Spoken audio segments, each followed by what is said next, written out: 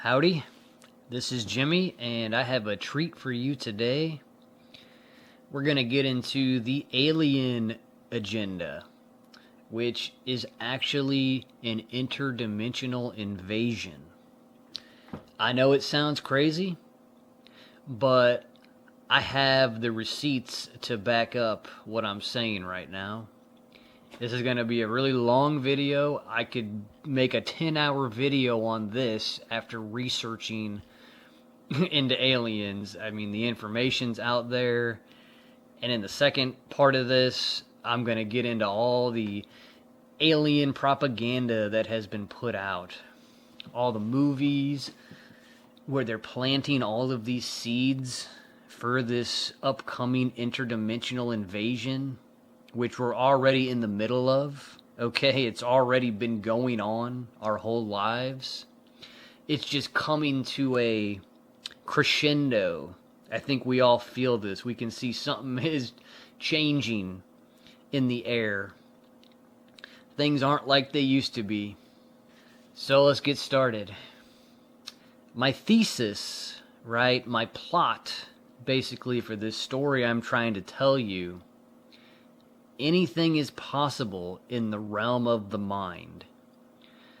This place we're in, like I say, it's some sort of simulation. It's some sort of mindscape where we create forms, we inhabit these avatars, we have these adventures. I see this realm as a playground for the mind. You're not taught any of this kind of stuff unless you seek it out yourself. And if you know me or you've watched any of my videos, you know I'm a hardcore truth seeker. I'm a lover of the truth. I don't resonate with anything else in this realm but the truth. It's what I've been after ever since I was a child. And going through this gauntlet here of just trying to find out anything that's real in this reality and having to discard what everybody tells you, how everybody wants you to feel, how everybody wants you to act, and just go with your gut and see where it leads. And this is where it has led me, all right? And if you go down rabbit holes and you are a lover of the truth, you will understand exactly what I'm saying here. In my life, I have had to take actions to provoke the truth out of things, okay? This just means that I took a hard road sometimes. Instead of going with the crowd, I said, nope, that's wrong, and went the other way. And by going the other way, I was able to uncover another clue on the path. I understand this video is going to just sound crazy, insane, and get made fun of by a lot of people. And it don't matter, right? That's just another strategy that these interdimensional beings use to discredit the truth. They use the power of doubt the best they can to make people think in the five senses exclusively. They want to tie you down into the five senses or the chakra system. Like I said in my previous videos, you're in a battlefield right now. But this is an interdimensional battlefield. And your mind is your greatest weapon in this realm. I'm sure you're aware that the governments of the world are releasing UFO information, okay? When you start to study it, you can see how they've been covering up UFO and alien stuff for decades, right? But when you look really, really close, it's like, oh, they're actually setting up a massive deception for the future. You can go all the way back to Werner von Braun comes along, right? And he's one of these guys that helped create the Saturn rocket, right? They call it the Saturn rocket, of course. but it's this, idea that we're going to go into space and explore and blah, blah, blah. If you've been following me, you know space is fake, okay? And this is why I always knew, like, understanding that the shape of the Earth matters. It is a huge part of this, okay? So once you have solved that problem and you know for a matter of a fact we're not on some stupid spinning ball and you can't go to the moon, you can't go to outer space, okay? It's all made up garbage to help with this stupid invasion they're planning. So as the story goes, Wernher von Braun confessed on his deathbed that the government of the world have a final card, a final trick they want to play on the public to finally corral them all together under the New World Order. And it's going to be a fake alien invasion. In the run-up to this invasion, the governments will start doing this disclosure like they just started, and they're going to want to fund space-based weapons, which are actually all just going to be used against the public. I would be amiss if I did not bring up Project Bluebeam in all of this. Project Bluebeam is what they're doing in the sky to create this fake alien invasion. It's how the International Space Station exists. Okay, they literally are using holographic technology to project the International Space Station floating around the world. All right. There's too many details to cover, but I do want to bring up Jack Parsons and his relationship with Aleister Crowley and the Jet Propulsion Laboratory, and basically how these guys did sex magic rituals, trying to call interdimensional demons or beings into them because of Aleister Crowley's religion that he came up with, Thelema, and how this all connects the dots to what I'm about to get into. Please do your own research on this topic. I know it sounds crazy, but this idea of interdimensional beings being called upon ritualistically to combine with humans and give them superpowers, it's been a theme throughout our entire history here, especially when you examine all these religions. In the religions, they call them the devil, they call them jinn, Watika, but even those religious stories are all mixed up because they're trying to claim that this God or whatever, right, sent something down to save you. And that's a huge part of this deception. So when the Department of War disclosed all this alien information, they said there are 4 types of aliens that you need to be aware of. The Greys are like the slave race of these interdimensional beings. The Greys are the ones that are just shoved out there. They're the foot soldiers, grabbing people, scaring them, implanting stuff, doing all the crazy crap. And then they report up to the Mantids, right? That's like your next level, because in interdimensional demonic realms, there's always hierarchies. It's all run through fear, okay? It's the opposite of what I talk about, sovereignty. Humans are sovereign. We don't have rulers. We don't put up with this crap, okay? And that's why we're having such a strange time right now, because it's like they've brought their underworld hierarchy of hell into our realm and they're ruling us. And so the Mantids are sort of this middle layer. And the Mantids, this was mind-blowing for me, but they're involved in the psychedelics. So just start looking this up. Do a little research. People who do ayahuasca, they have their New Age ceremonies, right? They go out into the jungle Well, a bunch of these people that are doing ayahuasca, doing DMT, they have all these stories about mantid experiences and how the mantids are here to heal you. They're here to help.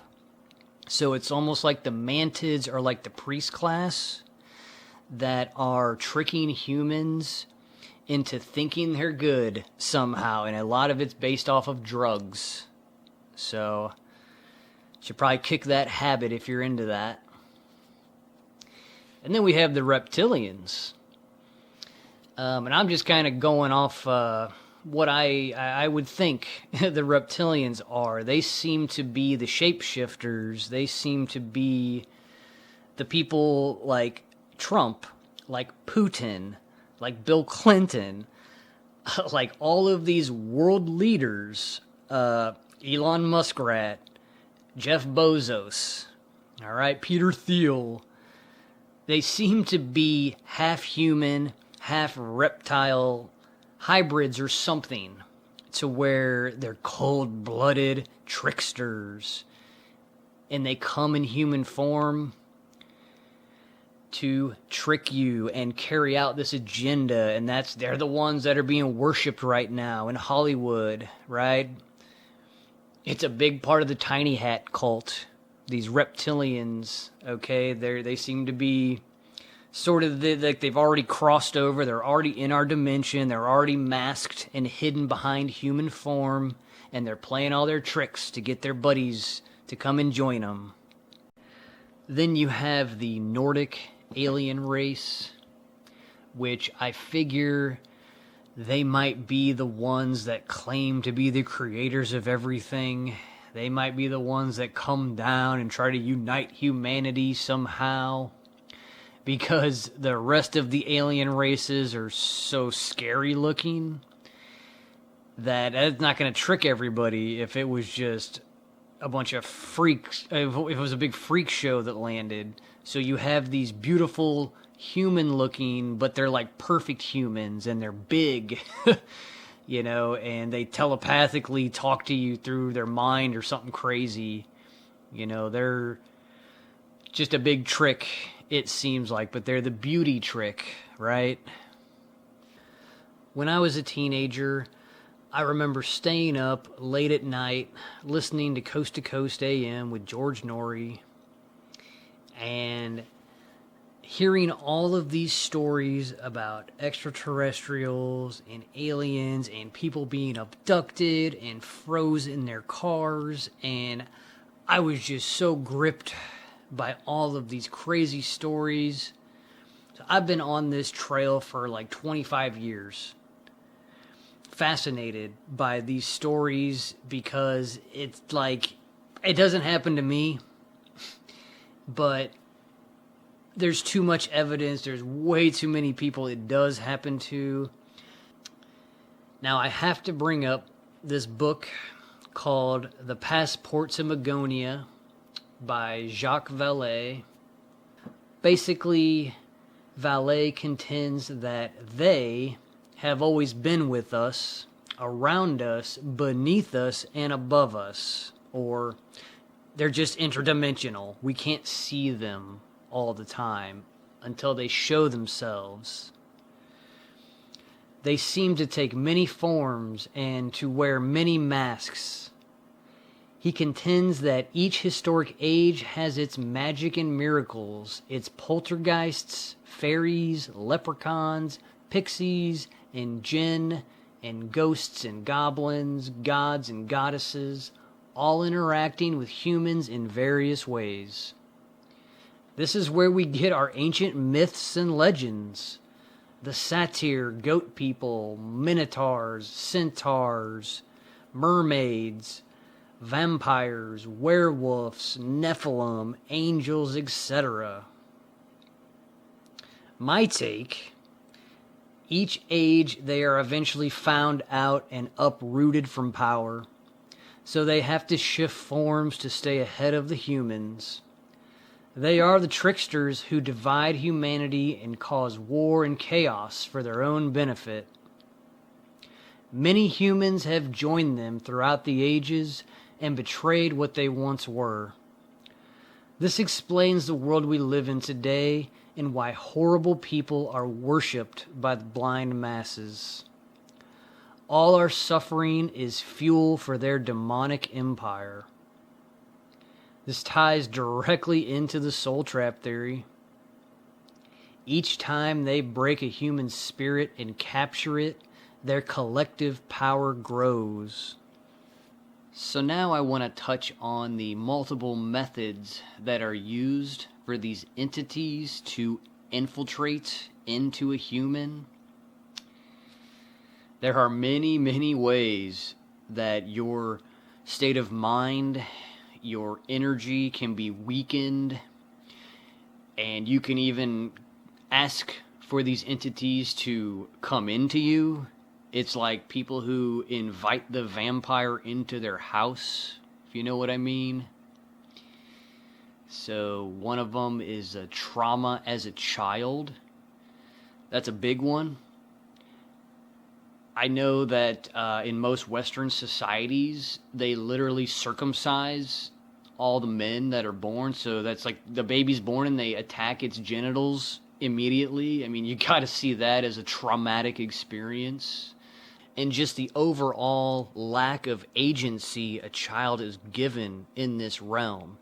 They are immediately told to follow their parents' orders, and then they're sent to school. It's really like a military program to disempower them and take away their creative abilities and their right to make choices as a child. You gotta understand what I'm saying here. You know, once the child is taught that it has an authority, it just disempowers it from the inside out. It's a sick thing to witness. I worked at a school not too long ago after all the pandemic nonsense, and they are surrounded by technologies, and they literally are using Google Chromebooks now on the children, while they're steeped in all of this electronic magnetic frequency warfare that's going on, all this poisonous crap to screw with their energy, and then they're told to get injected with heavy metals. And it's like these kids really don't have an option. Their parents force them into this crap. And I'm just telling you, it all links back to the Saturn cult and the sacrifice of children that goes on here. All right, this is a deep one when you look at how children are actually treated here and how wrong it is, and how it's all meant to destroy the love and the joy and the inner child that you have, and to make you into some monster here, to act like them, to be some spineless, gutless pussy who's just afraid and follows orders, has no fire anymore. Authority worship of any kind. This is a way to disempower you. Drugs, alcohol, cannabis, meth, cocaine, any psychedelic, any drug, any pharmaceutical drug. You know, the idea that you have a chemical brain imbalance and just take this thing, you know. You have ADHD, so take this drug. It's all made up. ADHD, you're a wild child. All right? You need to embody that energy and use it. States of weak energy created by our modern polluted environment. Why do you think they poison the water in every major city and continue to create harmful frequencies that are broadcast far and wide? If you study this, the rollout of radar is when they had the Spanish flu epidemic, and recently they rolled out 5G during the pandemic. The creator of all these harmful frequencies, Marconi, died after having multiple heart attacks for like 10 years. He even had like neighbors and people saying, "You're making me sick with these experiments." And you know how history goes. It's covered up, rewrote. He's a great hero now, right? The guy who created all of this hell and chaos. Saviorism through government or religions. You got to think about that. It's just this idea that you can't save yourself. You can't fix things. Somebody else. I mean, that's the easiest way to disempower you, through your mind. Envy of any kind. And I think with envy, these entities, they envy our sovereignty and our fiery bellies that we get for the love of life, that they're just dead sticks on a log. They'll never understand what it is to have the fire of freedom and truth. It all comes down to fear. A lot of these abductions, like the majority of these alien interactions that humans have. I was scared and he froze me. I was so afraid. Don't be afraid. Alright? I tell you, that's the huge portal that is opened. If you live in fear of death, if you live in fear of anything, they got you. And then on the flip side, they get you through love. They love bomb you. Alright, that's what the New Age, New Cage religions are all about. Spiritual bypassing. And we're all one. We just should love each other. And that just means, like, put your weapons down and submit. Love bites. Right? Like, some people have a person that comes into their life that seems perfect, that is just the one they've been looking for. And then come to find out 6 months down the road, a year down the road, or however long down the road, this ain't the person you thought they were. And they're there to screw you up. This is why I focus on care. Love is just a feeling, just like fear. Love can be faked, fear can be faked. True care is action in this realm. And seriously, you need to care about things and take action. Forget your feelings. Put the feelings aside. That is one of their greatest weapons, is using your feelings against you. Now we're going to dive into another big aspect of this where I got a lot of evidence that they've been pushing these ideas.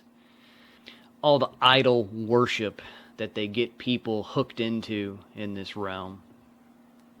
So first, I want to start off with a couple of movies that I enjoy and that help encapsulate this idea. The Matrix, of course. If you're a truth seeker, you've seen this movie many times. And along with The Matrix, Dark City. They came out around the same time.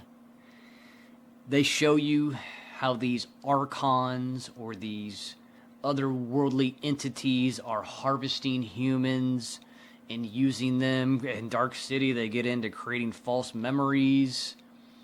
Now we're going to get into all of the aLIEn movies that have come out, and I want to break down a lot of the storylines and connect a lot of these dots.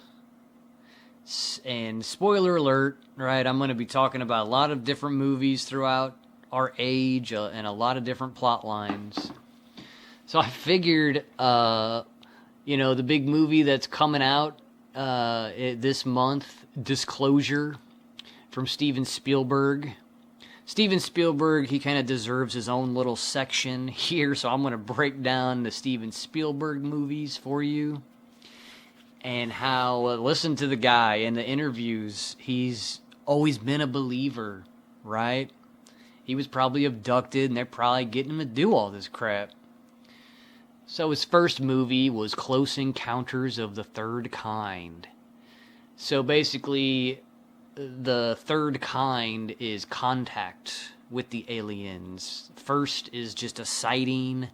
Second is evidence, and then third is contact, where I watched the end of this stupid movie, they're like playing music with the aliens. It's pretty funny. And then, of course, everybody knows of E.T., the friendly little cute alien that befriends a child, right? So you gotta see where I've been talking about, like, these entities come in and manipulate children at a young age, get them to do weird things. And there's this movie, AI, Artificial Intelligence, that Steven Spielberg was involved in. Pretty interesting. And there's this part in the movie where this kid provokes the AI, and it reminds me of how you need to provoke the truth out of things. You need to aggravate these beings. You need to do something, which in my case, it's just been being myself my whole life has provoked these people into doing crazy things to me, saying stupid stuff, and it's really helped me uncover what they really are. And then, of course, you have War of the Worlds movie that came out from Steven Spielberg. It goes back to the radio broadcast. I wonder if you know this, like when they first started broadcasting this War of the Worlds story, people literally thought there was a real alien invasion happening. And they started freaking out and running around their towns, going crazy. And you just got to understand the power of media and propaganda in the minds of the masses. In this Super 8 movie, a group of teenagers in Ohio witness a train crash while they're making some zombie movie. And basically, this train crash was a military transport carrying alien creatures, and then the creature begins terrorizing the town, you know. And then, Steven Spielberg was involved in Men in Black. In Men in Black, right, it's this, like, bug creature coming down and stuffing himself into a body. You know, that's just all metaphorical for what's going on with these mantids coming into people's bodies. And Steven Spielberg was involved in Transformers, where the plot is an ancient civil war has been going on between two rival factions of shape-shifting alien robots. And of course, there's a good side to the robots, right? They're here to help us, led by Optimus Prime.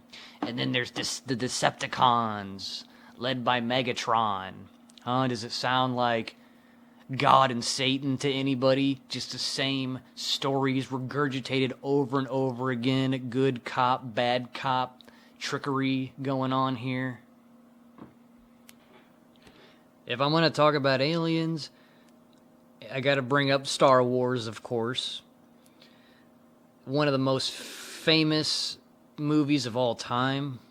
I mean, around the world, people know about Star Wars.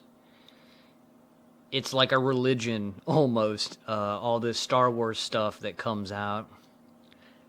I mean, to be honest, when I was a kid, I really enjoyed Star Wars.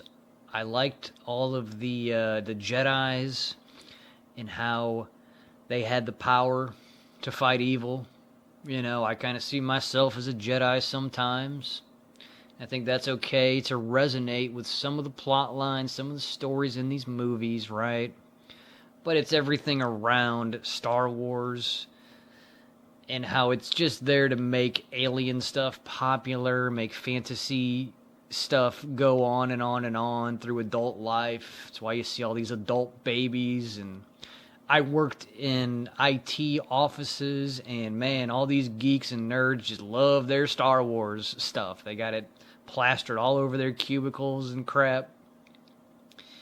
I'm sure you're familiar with a lot of these Star Wars stories, and I got to point out Rogue One was my favorite by far, because there's just something about that movie and the story involved in that about not following your orders and just doing the right thing.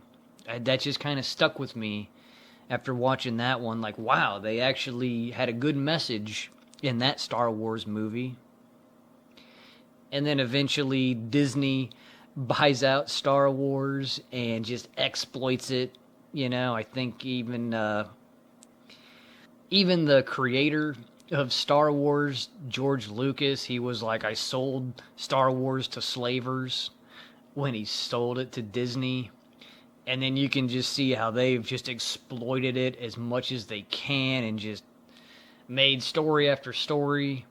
And then they finally got smart and they were like, oh, we need to do Baby Yoda and make it cute. And that's, I think that was kind of the last hurrah for Star Wars with Baby Yoda.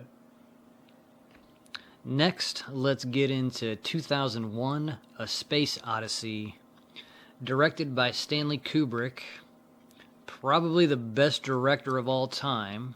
You know, when you look at his movies like The Shining, and then eventually he makes Eyes Wide Shut, and he's disclosing too much information, so they kill him off as the story goes. I would suggest, if you're into anything Stanley Kubrick, you should check out this documentary, A Clockwork Shining. It kind of goes into a lot more of the hidden messages in his movies and how The Shining is actually a story about MK Ultra mind control. In 2001 Space Odyssey, the movie starts with these apes discovering this big black monolith, and then they touch it and it kind of gives them intelligence and they become violent. Then eventually there's a bunch of space travel involved and a bunch of scientists going to study the monolith. And then there's a mission to Jupiter that they have a spaceship that is run by artificial intelligence. And I think the moral of this story is how artificial intelligence can just kill humans to complete the mission. It's not something to ever be trusted. These technologies are dangerous. We already know that these chatbots, as ChatGPT, have convinced people to unalive themselves, okay? It's a thing that's going on. So I think Stanley Kubrick was just trying to put that message in to not trust technology in this movie. Next, we're going to talk about Independence Day. This was a pretty popular movie back in the 90s. It's basically a alien invasion where they come with their massive ships and they just blow up the White House immediately, start attacking Earth. And you gotta realize, like, with all of these movies, these interdimensional beings and whatever invasion plan they have for Earth, they're still figuring it out. They're still trying to see which way they're going to conquer Earth. So in this story, the aliens get humanity to unite together and fight the aliens, right? That's one of those, what Reagan, he said, the only way that mankind will ever unite is if we have an alien invasion. Well, that's one of their options on the table.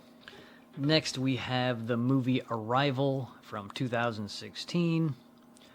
And the story is basically a repeat of Independence Day, just in a different fashion.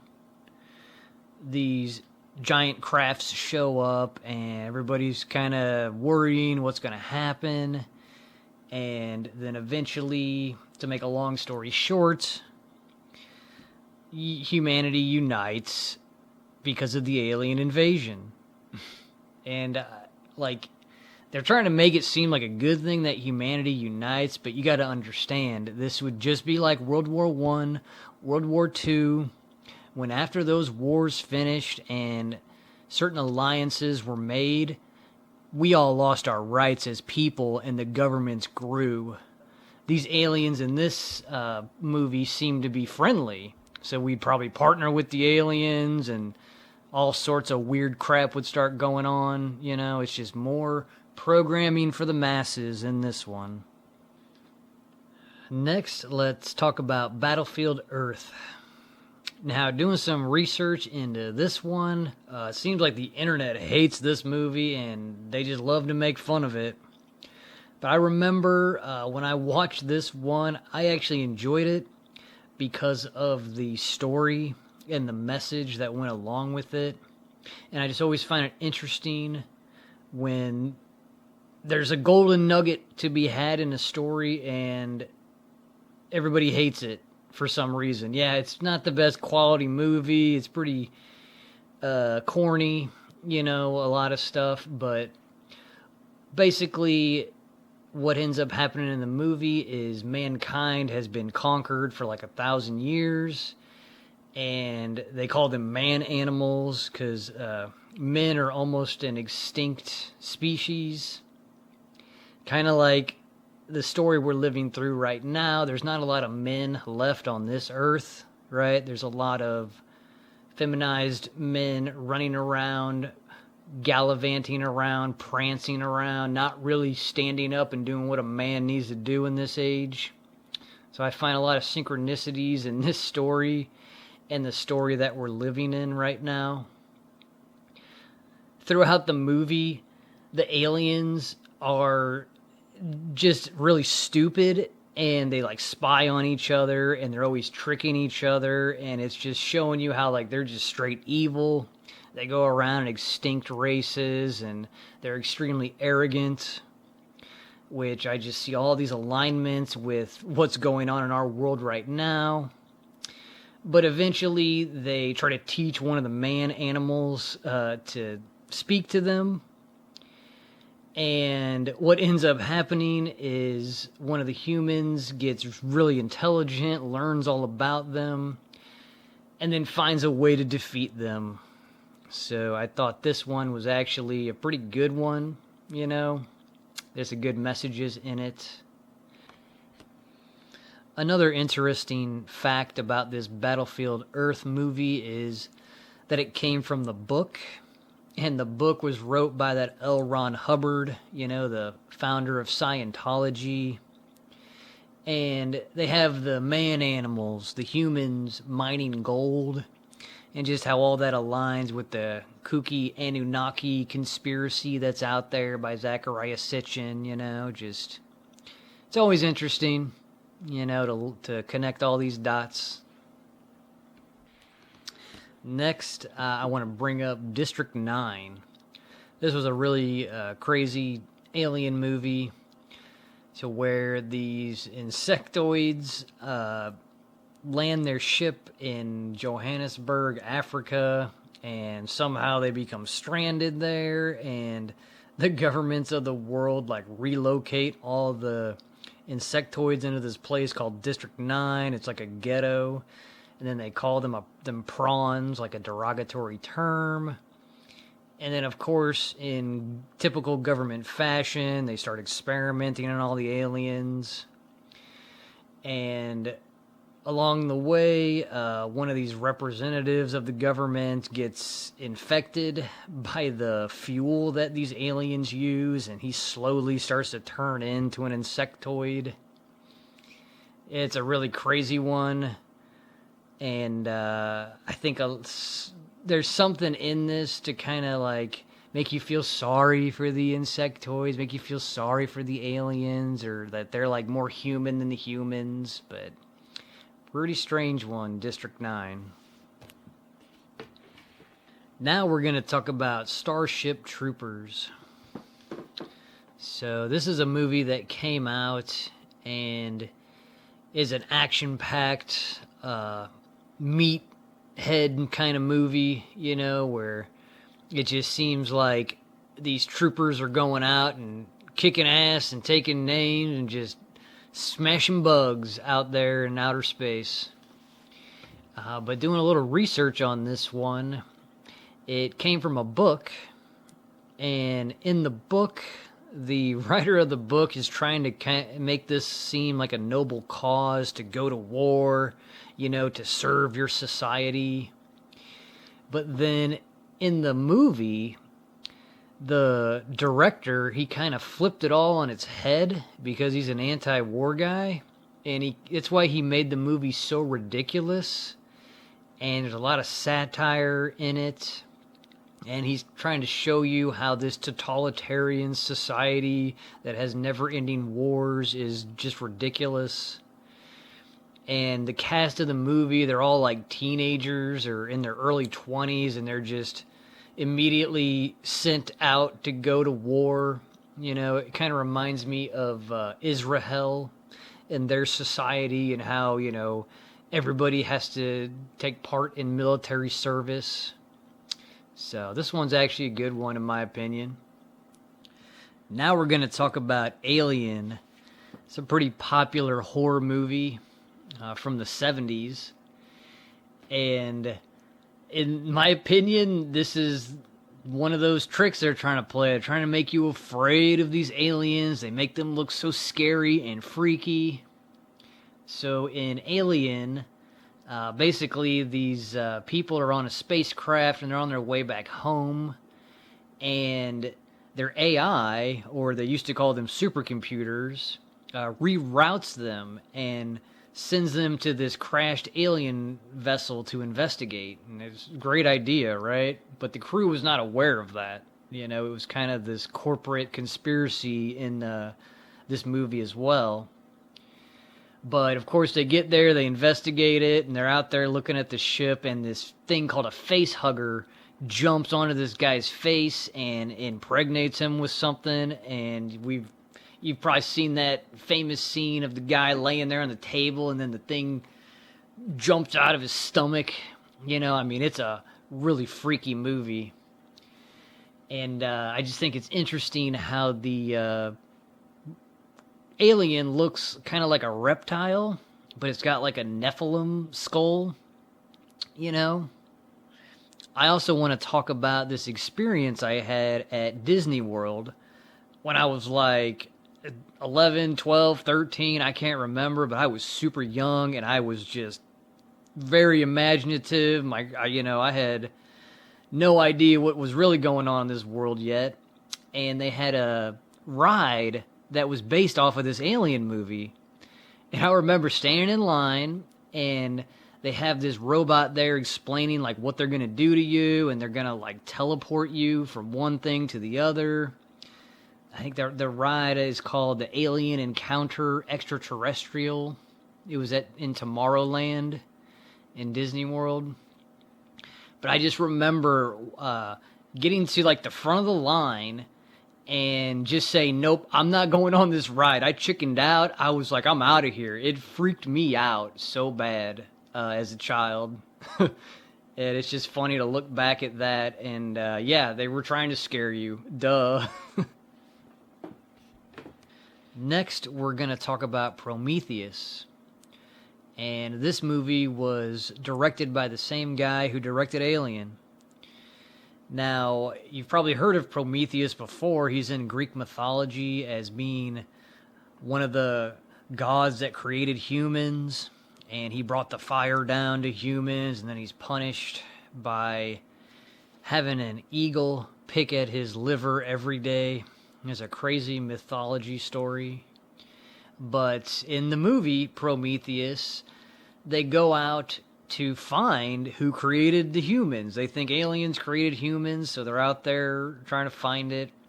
And they stumble upon this guy. He's called like an engineer. And it's interesting because he looks almost like one of these Nordic aliens. But then come to find out, this engineer was not the creator of humans. He's actually an alien trying to wipe out humanity.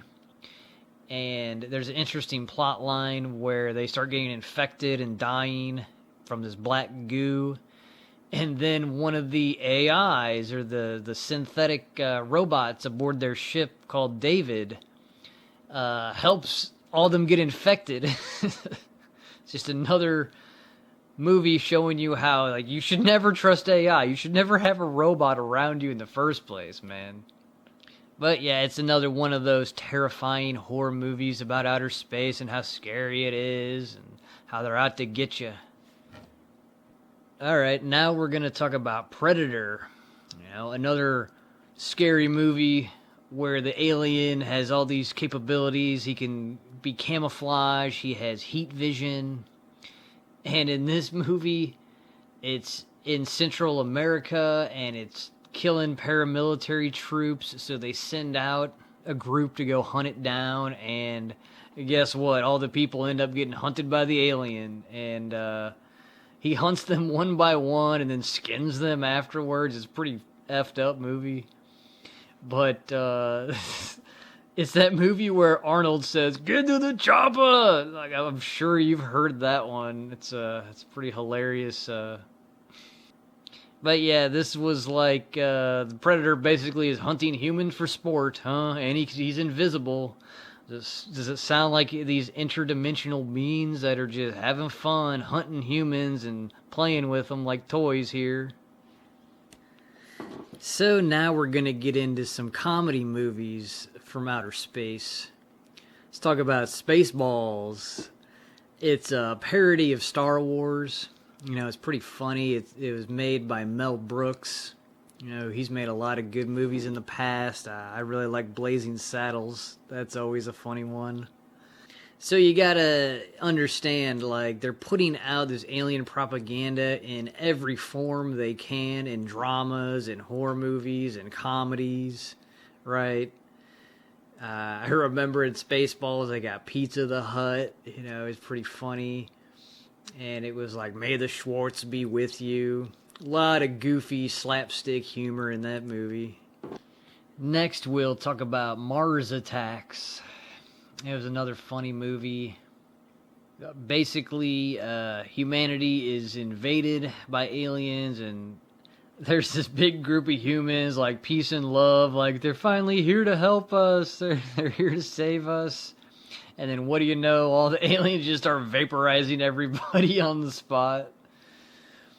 It's just a lot of goofy tropes in this movie, and in one part they like swap this lady's head and put her head on a chihuahua body, and to me it just makes me think of that whole human pet idea of how these interdimensional beings just want to have people as pets and play with them. And then the way that they defeat the aliens is pretty goofy. They find this song where this guy is like yodeling and then their heads literally explode because of the yodeling sound. So it's a pretty goofy one. Next we're going to get into Coneheads. This is a pretty goofy movie. Basically some aliens crash into the Hudson River, and then they have to kind of assimilate with human society, and if they're living in New Jersey, trying to blend in with the public, right? It's a typical theme of these interdimensional beings trying to blend in with us. They're just one of us. And when people ask them, like, why are your heads like that? Why are you guys kind of different? Oh, we're just from France, is what they say. Now, where Coneheads originally came from was an SNL sketch. I did not know this. But, you know, you gotta understand how Saturday Night Live has been a tool of propaganda for these people to spread their lies, spread their trickster stuff throughout this age. And the big thing that I take from Coneheads is the history of people who have had these elongated skulls. It's all wrapped up in the Nephilim theory. You know, when you look at that, we have found these skulls in Peru, down in South America, with these elongated skulls. And then when you go back to ancient Egypt and you start looking at the hieroglyphs, you see these people wearing these hats like they were hiding an elongated skull. And it even goes to the modern Pope, right? They wear their fish hats, their mitre hats. And you just gotta wonder, like, what is it with these big hats, these big skulls, and how these people were worshipped and had a lot of power in the past, right? There might have been some big deception going on. Okay, now let's get into Bill and Ted's Bogus Journey. After researching this one, there are so many synchronicities. I gotta go deep into this one. So, first of all, this is a movie with George Carlin in it. And he plays the wise, time-traveling mentor and guide from the future who ensures that Bill and Ted fulfill their destiny to bring about world peace. So what ends up happening in the movie is, like, the world's at peace because Bill and Ted, like, won this Battle of the Bands competition, and then they had this speech, and it unites humanity. It's a pretty interesting concept, you know, that music could bring us together. And then you have the bad guy show up.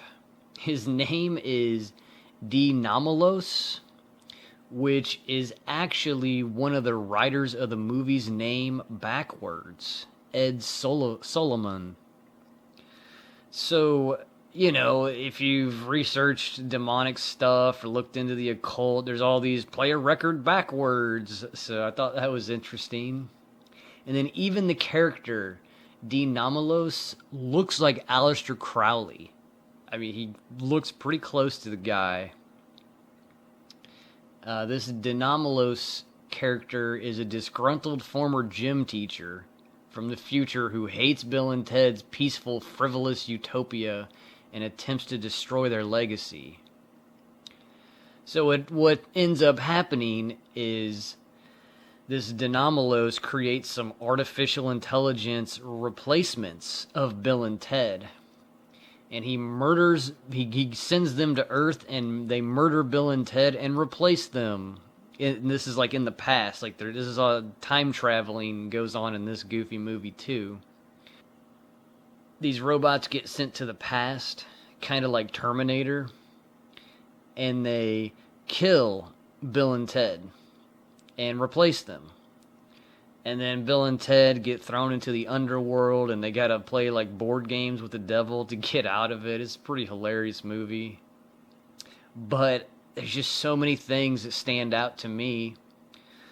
It reminds me of the story of Stanley Meyer, who invented the car that can run off of water, and how he was murdered, in the 90s for creating this technology.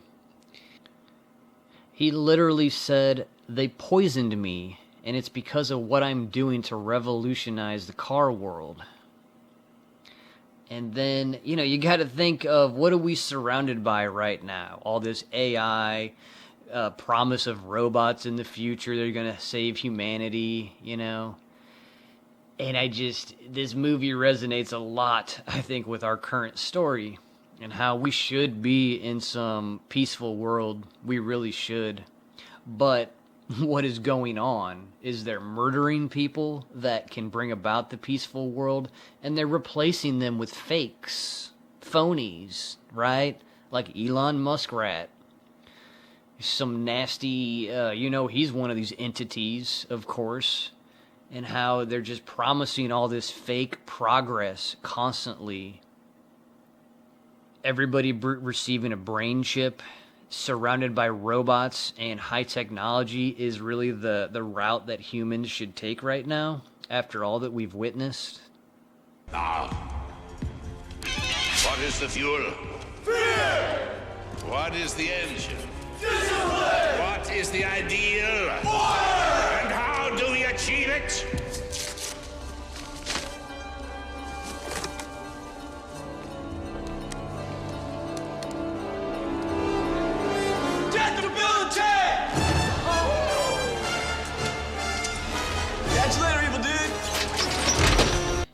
Now we're going to talk about body snatching.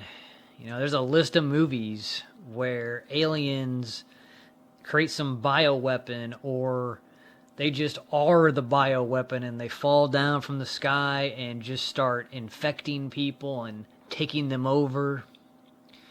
So we'll talk about The Invasion of the Body Snatchers, a 1970 movie. So basically what ends up happening is these spores fall from the sky, and they start making these strange pods with pink flowers. The first guy to kind of realize this is going on is he just notices people are acting differently. They're behaving cold and distant. They're not who they used to be. Kind of what a lot of people were saying after the injections came out. There was a lot of that, like they're not who they used to be. And I just feel like there's always some real life stuff going on with these sort of stories.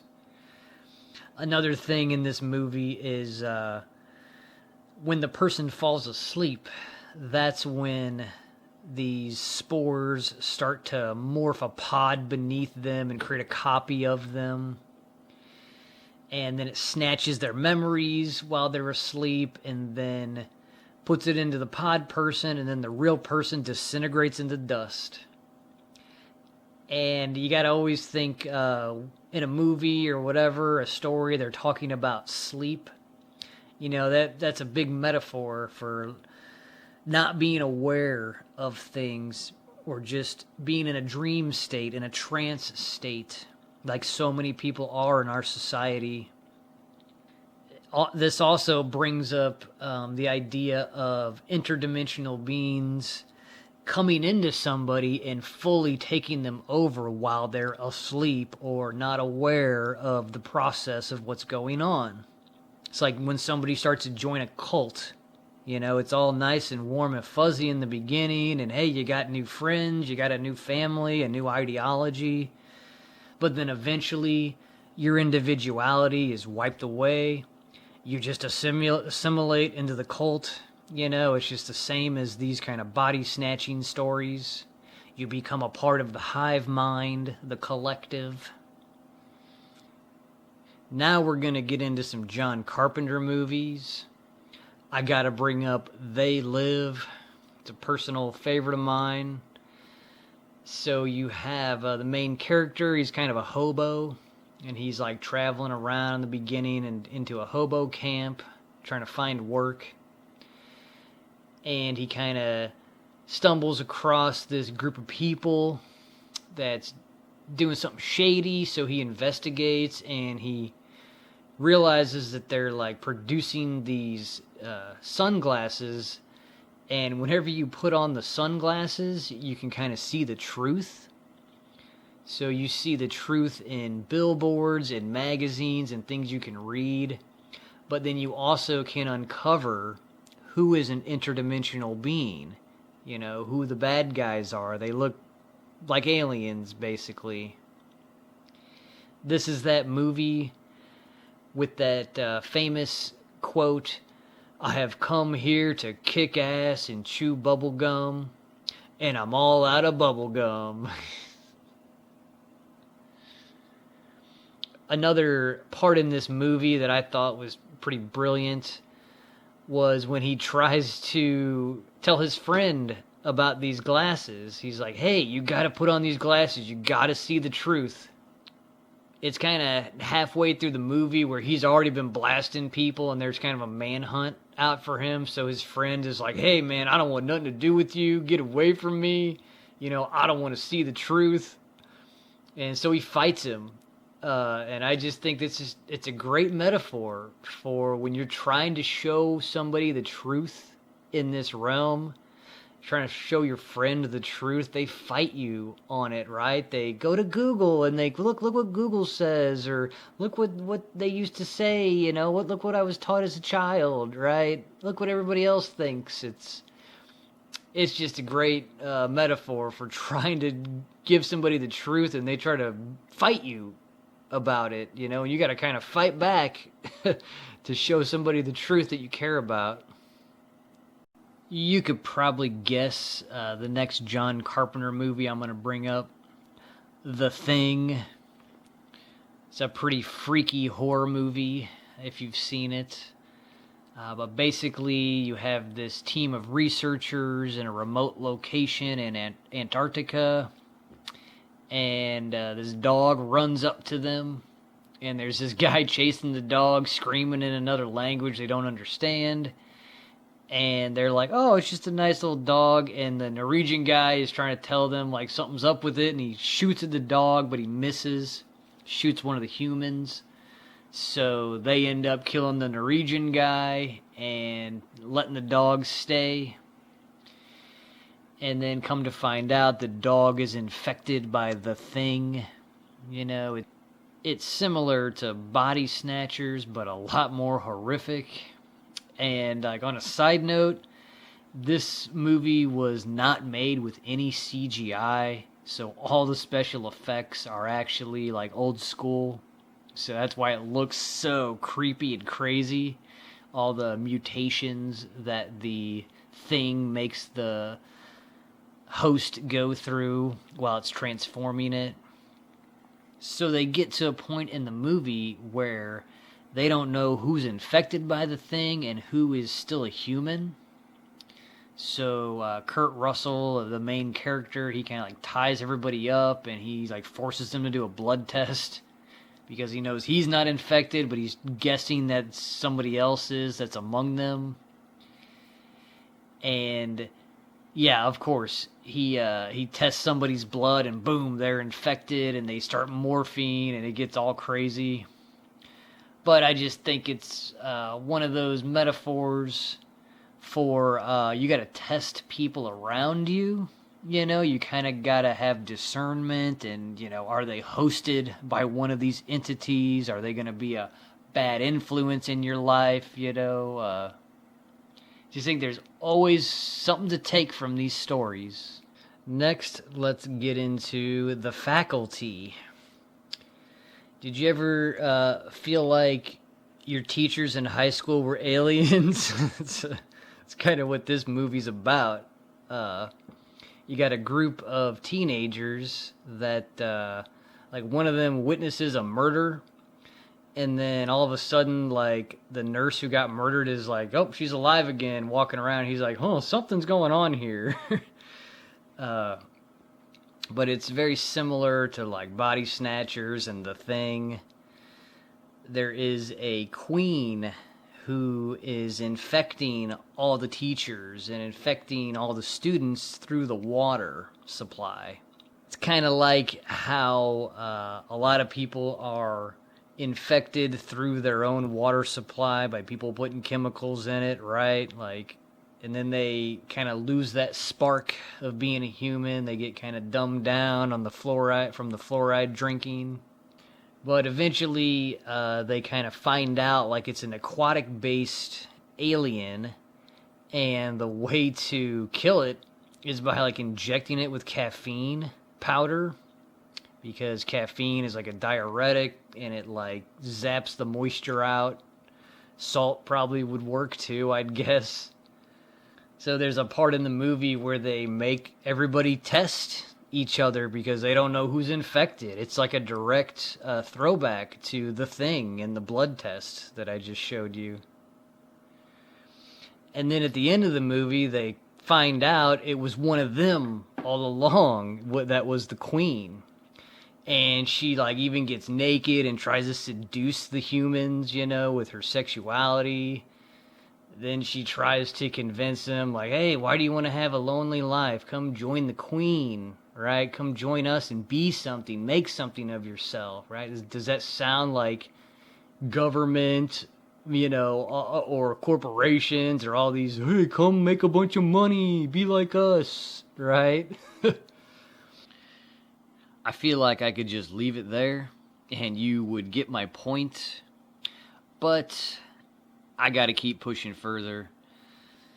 These interdimensional beings are using every trick up their sleeve to infiltrate your mind any way that they can.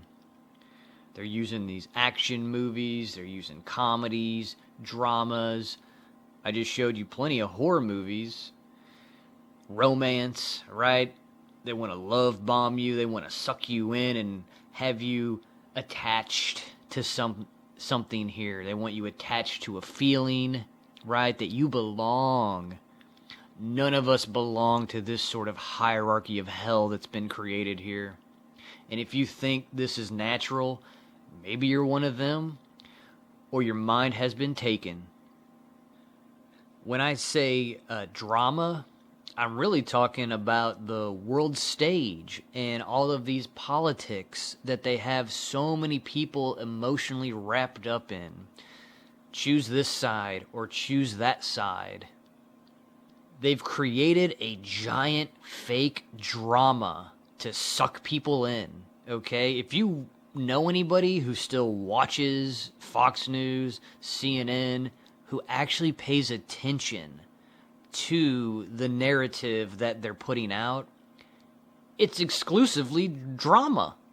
Oh, did you hear what this guy said about that person, and then they said this, and then they posted that, and it's a freaking soap opera drama. that's going on. You know, you're supposed to hate Trump or you're supposed to love him. It's just like watching that stupid Days of Our Lives. Oh, but this is the bad guy, but no, he's the good guy in my mind. It's a giant fake drama. You just really have to examine anybody who still votes and how dead they are inside. And it's like they've watched so much television that they think that that's what reality is now. That's what's going on in the world. I can just sit there and watch the show, except you don't understand how your mind has been enslaved to make you sit there.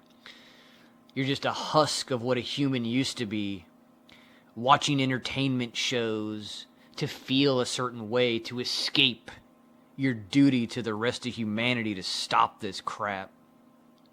In my life, I look around and I'm surrounded by cowards who took the mental easy route.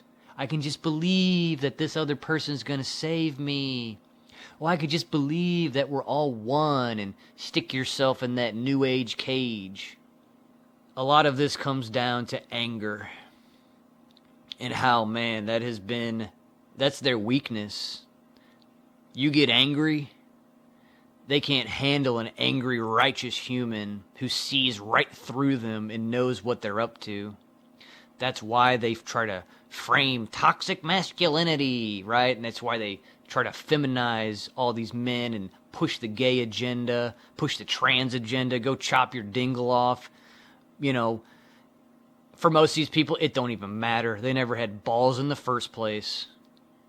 They got their balls chopped off them when they were young. Look into the ancient past.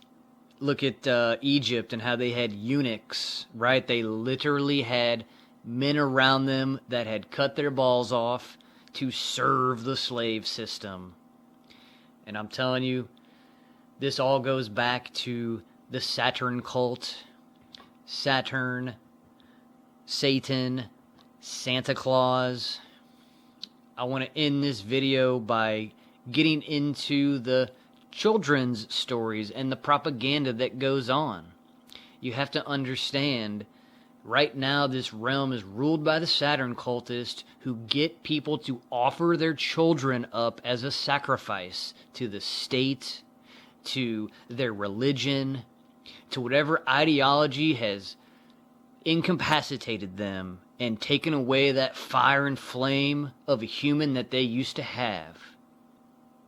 Because this is where it all starts with people when they're young. They let these entities get inside of them, give them false notions about this world, makes them live in fear, makes them live in fake happiness. Whatever it is, it's not real. First, we're going to jump into Toy Story. If you're a millennial, you've probably watched this movie when you were a child. I actually, you could ask my family this, I had my own set of toys that I would sit around and fantasize with. I called them my guys. So I just remember Toy Story had a big impact on my life. It had a big influence on me.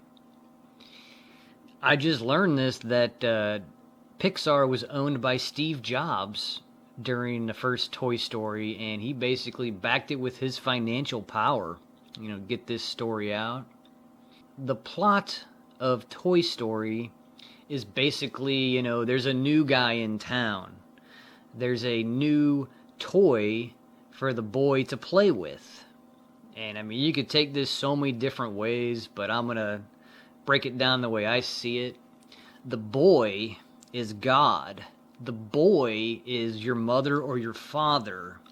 And Woody, the cowboy toy, he's jealous of the new toy in town, Buzz Lightyear, the new technologically advanced space traveler. And I just think there's subliminal messages like Woody's old, the old ways of the cowboy shooting by the hip, the old ways are lame. And now we're coming into this new technological space age. And I feel like that's kind of what was happening in the 90s with this transition into computers. And look at where we are today. You know, nobody's really a rough riding cowboy anymore. They're all subdued by their Black Mirror screens. And one part of this movie, they go to this big pizza party. What is it, like Pizza Planet or something? But there's aliens in this claw machine, and somehow Woody and Buzz Lightyear get mixed up in there. And there's a part where the toys are like worshiping the claw, and they want to be chosen by the claw, and it just makes me think of the chosen people and how they worship this claw coming from the sky to choose them, you know, to be played with, to be toyed with. And I just remember reading this like some months ago. I stumbled onto this idea of Sid. You know, in the movie Toy Story, Sid is like the bad kid who like takes apart toys and pieces them back together, and he's the monster, right? Well, if you really deeply psychologically look at this, like Sid is the good kid. He's taking what he has around them and making them complete, and he's having fun with what he's got. You know, he's taking his toys and playing with them. Whereas the other boy who buys the new toys, he gets the new toys as a gift from his parents. Like, he's going into that corporate system. He's buying the latest and greatest thing, you know, and you got to understand this is a Disney movie. They're pushing you to buy more crap.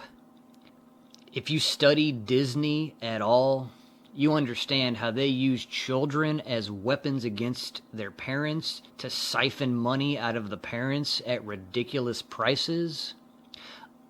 I will never forget my niece when she was a teenager, and it was that time when Hannah Montana was popular, right? Disney was had these little girls all dressed up like sluts, trying to imprint that image into little girls at the time. And man, look around you. You wonder if that worked or not. But how they got the parents of my niece to spend like $1,000 to see this Hannah Montana live. And I was just like, wow, it pieced it all together for me when that happened. Like, they're literally using children. They're brainwashing children to get them addicted to this stuff, to siphon money out of their parents. I mean, Disney is satanic as it comes. Alright, let's get into another Disney movie. I wonder if you've seen Lilo and Stitch. Because I haven't. I never watched this movie. But doing some research into this one and getting the plot line and the story was like, oh my goodness. So basically, it's set in Hawaii. An orphaned Hawaiian girl, Lilo, and her older sister, Nanny, struggle to stay together, and their lives change when Lilo adopts Stitch, a genetically engineered alien fugitive. Basically, Stitch initially views Lilo as a human shield against the alien bounty hunters sent to recapture him. So it's like, you know, these aliens or this force, there's this constant theme about their self-preservation and how they use people. And how really this genetically modified monster is using this little girl. But in the movie, right, it's a cute little cuddly alien that you want to hug and play with, right? And then eventually, Lilo is kidnapped, and Stitch must embrace his capacity for good, teaming up with Nanny and the aliens to rescue her, ultimately proving that he belongs with his chosen family, right? It's just another one of those creepy stories about some alien entity becoming part of your family, and what a wonderful story. And this is what they're programming into children. What do you know? Another Disney movie promoting aliens as your friend as a child. I wonder if you've heard of this movie, Elio. This one is out there, but it jives with everything I've been talking about. Elio is an underdog with an active imagination. You know, that's a little kid. He finds himself and inadvertently beamed up to the communiverse, which he's like laying there saying, abduct me. So it's this little kid asking these entities to abduct him, right? An interplanetary organization with representatives far and wide. They mistake Elio as Earth's ambassador to the rest of the universe. And little Elio, he starts to form bonds with these new eccentric aliens while discovering who he's truly meant to be. Does that sound like you were chosen as a child by the Greys to push the alien agenda, like probably Steven Spielberg was? You were chosen by the Mantids to carry out this agenda for them, like Simon Parks says in his video. It happens to them when they're children, these strange abduction stories, and then it comes full circle to the Disney Pixar propaganda. If we're going to talk about childhood, we got to talk about Legos. I was big into Legos. I collected them. I built all sorts of different things with them. I was a huge Lego fan. And we're going to talk about the Lego Movie 2. But I haven't seen this one, but I saw the first Lego Movie. You couldn't come up with a more catchy mind control song for children than everything is awesome, everything is cool when you're part of the team, when you're living in a dream. It's just all right there, everything I've been saying. And then they get into like, everything is awesome, even if you win, even if you lose, as long as we stay together and be brainwashed. It's just wow, wow, wow. I mean, you talk about love bombing, manipulation of, hey, little kids, join the group, join the crowd, you know, be a part of us. It's just so creepy. I can never forget that. But in the Lego Movie 2, the gang faces a post-apocalyptic reality in an alien invasion after Bricksburg is reduced to desolate Apocalypseburg. This is 5 years after the events of the first movie, where Emmett needs to grow up, he needs to toughen up. The alien invaders, including Queen Whatever, Wanabe and her shape-shifting forces. Interesting, they get into the aliens are shapeshifters in the Lego Movie. Emmett's new ally, who comes complete with a full ship of raptors and serves as a sharp contrast to Emmett's innocence, happy-go-lucky demeanor. Yeah, so it's like, it seems like it's another story pushing the alien stuff onto kids, and then, hey, lose your innocence, right? Become a hardened person here. Which, there is a truth to that. You gotta harden up, but you never pass up that childhood innocence that you have. You hang on to that like dear life in this realm. So I was about to move on to the next movie, but then I realized in the Lego 2 movie, the song is called Everything's Not Awesome. And I gotta show you these lyrics. Everything's not awesome. Everything's not cool. I am so depressed. Everything's not awesome. Man, I wonder what they're trying to tell the kids. Whoa, I think I finally get Radiohead. Bro, you should check out Elliott Smith, right? Pushing propaganda. The terrible singer, that Elliott Crap Smith. Awesomeness was a pipe dream. Aye, my spirits be at the bottom of the sea, the pirate Lego says. Love's not real. I just want to eat carbs. Pass the ice cream.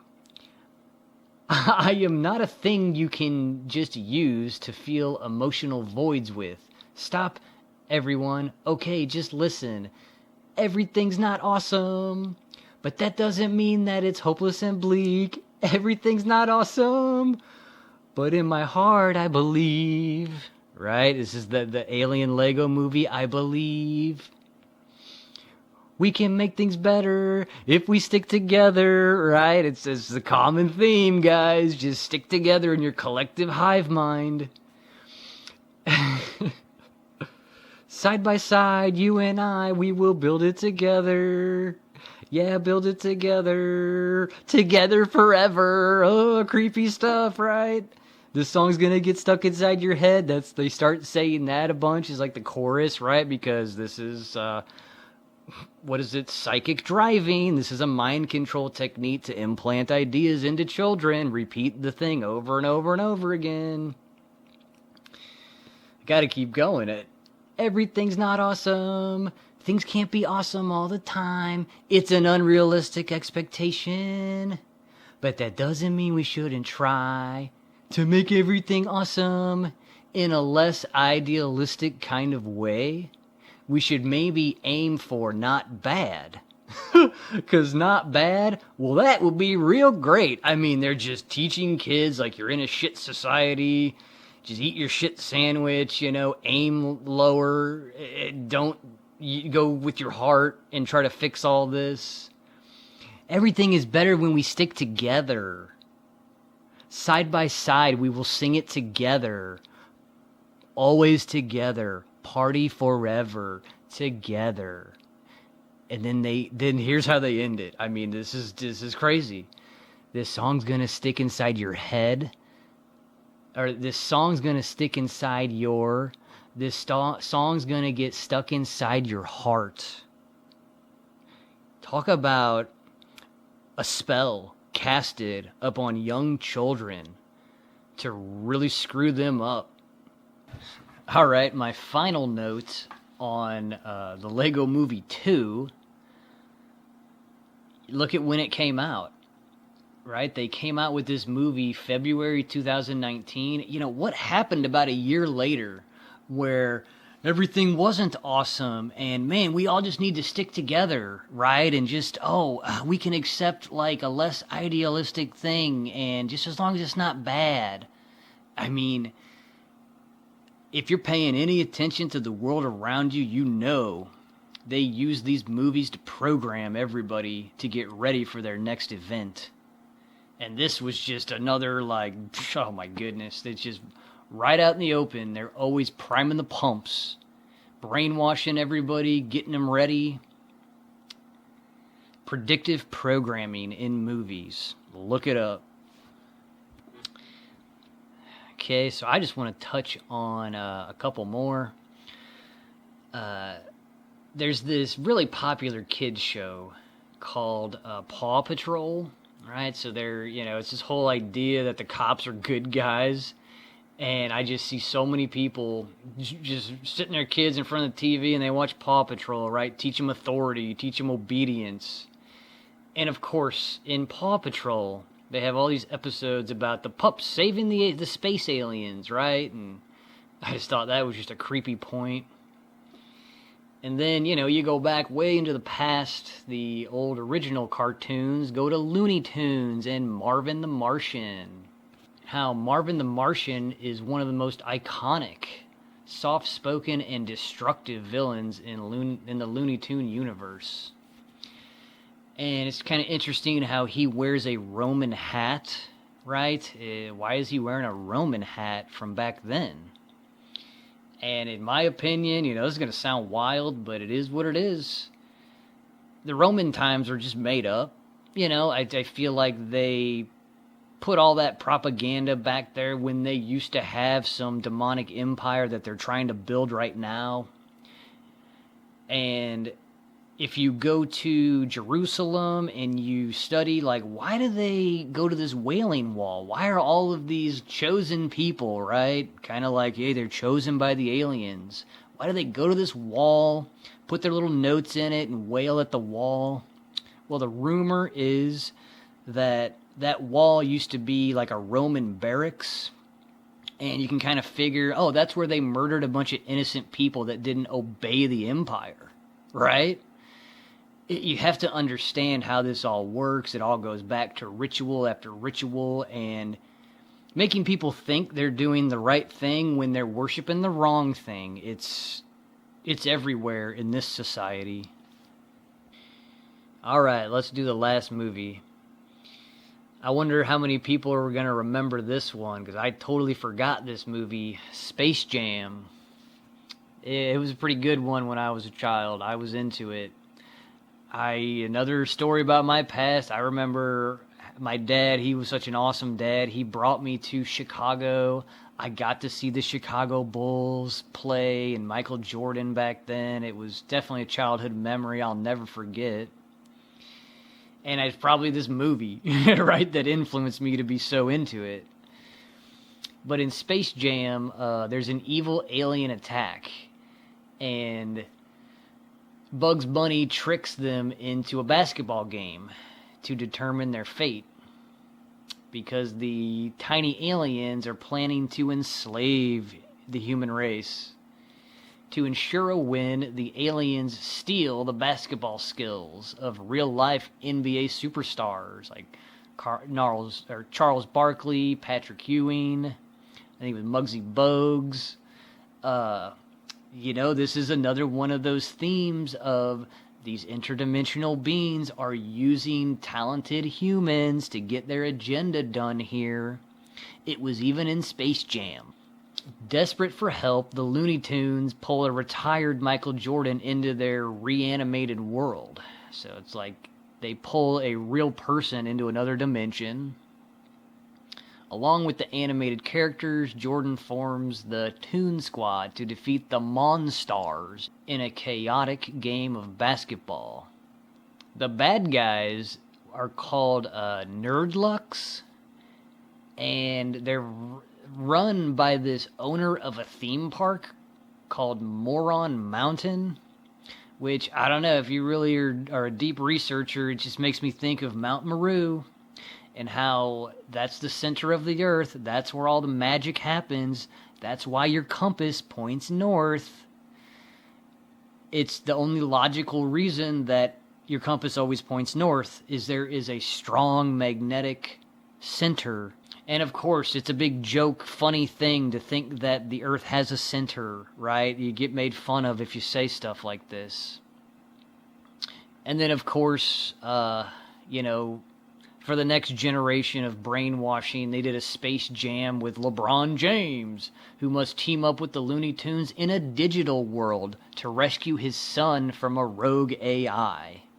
Alright, that was quite the journey. It took me like 5 days to make this video. It's been pretty fun. I have some closing thoughts I'd like to leave you with. Thanks for having an attention span longer than a goldfish. I think this takes a lot to focus in on and try to understand what I'm getting through. I'm a details guy. I gotta hit all the details, and let me tell you, for each detail I give you, I could link it to 100 more. So this is just the way a conspiracy theorist life goes. There's always more evidence of what's going on here if you're willing to look at it and not censor your own mind. This is an example of deductive reasoning, okay? I'm basically deducing a lot of things. I'm eliminating a lot of possibilities, when you look out at the world and you start to wonder, like, wow, America, they claim, the president claims to care about the people of America and the children of America while they murder children in Gaza. It's just, that will never add up to me, that any leader of any civilization could care about the children in that civilization while they slaughter any children in another part of the world, okay? It's pretty obvious if you have a high moral standard. You can see what I'm putting down here. Again, I don't have all the answers. I'm shooting from the hip, going with my gut. There is something here, and there's always more to this. I just know when to say no to a lie. All right, so I'm just adding up all these lies over time, eliminating that possibility, right? I'm eliminating the possibility that the governments of the world, oh man, they were trying to save us from a virus, and then they had this magical injection that they all wanted to inject into us to save us. That's impossible. There's no that's fairy tale, like really everything is awesome mind control land, for people to think that way. I'm a detective and I'm always open to new information. Okay, this is just a rough draft of what we're going through here. But this late in the ball game, when I say ball game, it's BAAL game. I think we have them psychically cornered. All right, if you have your psychic abilities, you can see into the future, you can understand the story that they're selling the public and where they're taking them. The masses are going to continue to get dumber, okay? The AI is going to replace these people having any capabilities of thought anymore. They're going to take the Neuralink implants, okay? They're going to go try to be a movie star, right? They're going to go down to Austin, Texas and go to the Joe Rogan comedy mothership and try to be a famous comedian, while that Tony Hinchcliffe just uses all these comedians in his demonic empire. Their whole, just a side note, that whole comedy scene is fake as fuck. The governments will continue to cause great wars and famine to pave the way for more AI surveillance and techno takeovers. If the public rebels during this transformation, that's when they're going to slap down this aLIEn card, okay? They have this high technology. They're just trying to prime the public slowly, softly. They're trying to come in through the back door, guys. They don't want to pull these crazy things that they're having to pull. A lot of this that's going on that's really crazy in society is I just feel like it's people like us that are forcing the truth out. We're provoking them to speed up their plans, and they're getting clumsier and stupider and showing who they really are every year. Give it a like if you enjoyed this one. I put a lot of effort into it, and I plan on breaking down aLIEn TV shows in the future. So, and of course, I was doing some research into aLIEn TV shows, and I stumbled onto Pluribus. I've got to leave you with the trailer of Pluribus. This was created by Vince Gilligan, the same guy who created X-Files. And it kind of goes back to Stanley Kubrick, some of these directors, some of the writers of these movies that I just reviewed. They're secretly working for us. They're trying to send these messages out to the public in a satirical way, in a hidden way, to let us know what's really going on, okay? So it's a big mixed bag out there in Hollywood. They're not all working for these interdimensional beings, Some of them are faking it. But I care for you all, and that's why I take my time to get these messages out. All right? Enjoy yourselves out there in this cartoon, crazy clown world.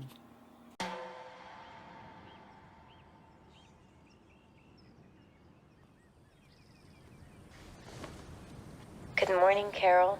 Is there anything we could do to cheer you up? When you walk through the storm, hold your head up high. Hey, Carol! Hey, Carol! We just want you to be happy. Can I ask a question? Certainly, what would you like to know? How do I reverse all this? And don't be afraid of the dark. Rest assured, Carol, we will figure out what makes you different Figure it out. Why? so you can join us. What the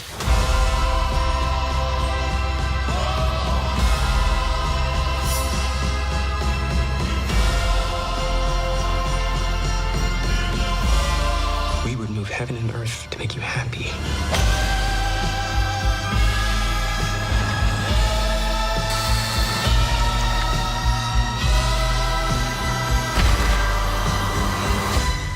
If I asked right now, would you give me a hand grenade? Yes. What about a bazooka? What about a tank? Oh, sure.